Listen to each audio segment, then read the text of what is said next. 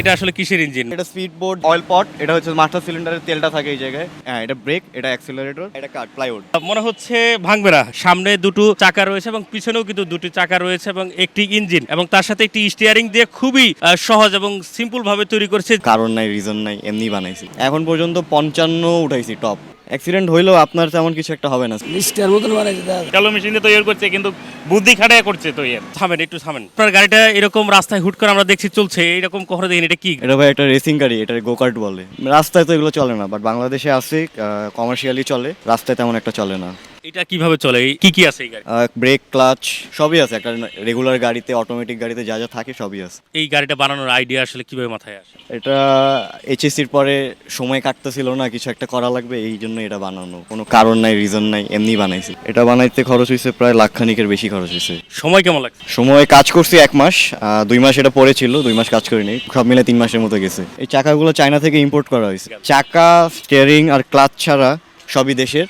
কোন জায়গা থেকে এই জিনিসগুলো আনা? এগুলা বেশিরভাগ town hall, Dholaikhal, Bihari camp. যখন রাস্তায় চালান তখন মানুষ আপনাকে ঘিরে ধরে কি? হ্যাঁ, ঘিরে তো ধরে, রাস্তায় দাঁড়ানো যায় না। পরিবার কিভাবে দেখছে বিষয়টা? এখনো পাগলামি মনে করে।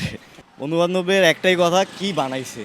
এটা কি দিয়ে চলে? অকটেন আর পেট্রোল। কোম্পানি ক্লেম করে 1 লিটারে 1 ঘন্টা চলে। অ্যাক্সিডেন্ট হইলেও আপনার তেমন কিছু একটা হবে না। সিট বেল্ট আর হেলমেট থাকলে আপনার কিছু হবে না। অ্যাক্সিডেন্ট হইলে গাড়ির উপর দিয়ে যাবে। 55-র উপরে উঠানোর সাহস হয় নাই, তবে এটা 75-70 উঠবে। প্রথম যেটা বানানো হয়েছে সেটা হচ্ছে 2টা বক্স, একটা বড় বক্স, একটা চওড়া বক্স, একটু ছোট। এই দুইটাই প্রথম বানানো হয়েছে, আর সাসপেনশনটা বসানো ছিল। এতটুকু বসানোর পরে এটা 1 মাস 2 মাস পড়েছিল। তারপরে আস্তে আস্তে ধীরে ধীরে সব পার্ট আনছি, চাকাগুলো বসাইলাম, রিয়ার অ্যাক্সেলের কাজ করলাম। ইঞ্জিনটা কোথা থেকে নেওয়া হয়েছে? এটা নবাবপুর। এটা আসলে কিসের ইঞ্জিন? মনে হচ্ছে স্পিড। এটা speed board, generator, shallow machine, water pump সবগুলোই একই ইঞ্জিন ইউজ হয়। এইটা আসলে কি আপনার? এটা হচ্ছে অয়েল পট, এটা হচ্ছে মাস্টার সিলিন্ডারের তেলটা থাকে এই জায়গায়, ব্রেকের অয়েল। আর এটা কি ব্রেক? হ্যাঁ, এটা ব্রেক, এটা অ্যাক্সিলারেটর। একদম সিম্পল। দরজার কবজা থাকে না, দরজার কবজা একটা কিনছি, কিনে অর্ধেক কাটছি, কাটার পরে 2টা প্লেট বসা ঝালাই করে দিই। একটু দাঁড়াই, মনে হচ্ছে ভাঙবে না। আপনার বান্ধবী যারা আছে তারা এই গাড়িটা কখনো উঠতে চাইছে কিনা? হ্যাঁ, চাইছে, তবে উঠতে দিই নাই কখনো।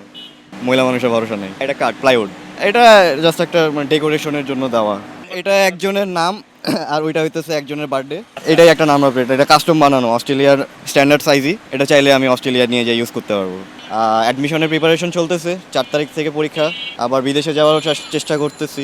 ভবিষ্যৎ পরিকল্পনা এতদিন ছিল না, বাট যেহেতু ভাইরাল হওয়ার পরে অনেক ডিমান্ড আছে, মানুষজন বলতেছে বানায় দিতে। 5-6টার মতো অর্ডার আছে। আমি 70,000 চাইতেছি, তবে আশা করি যদি অনেকগুলো হয় কিছু দাম কমাইতে পারবো। কয়েকটা বানাই দেই, রাস্তা চলুক, আমার নাম একটু বড় হোক, সমস্যা নেই।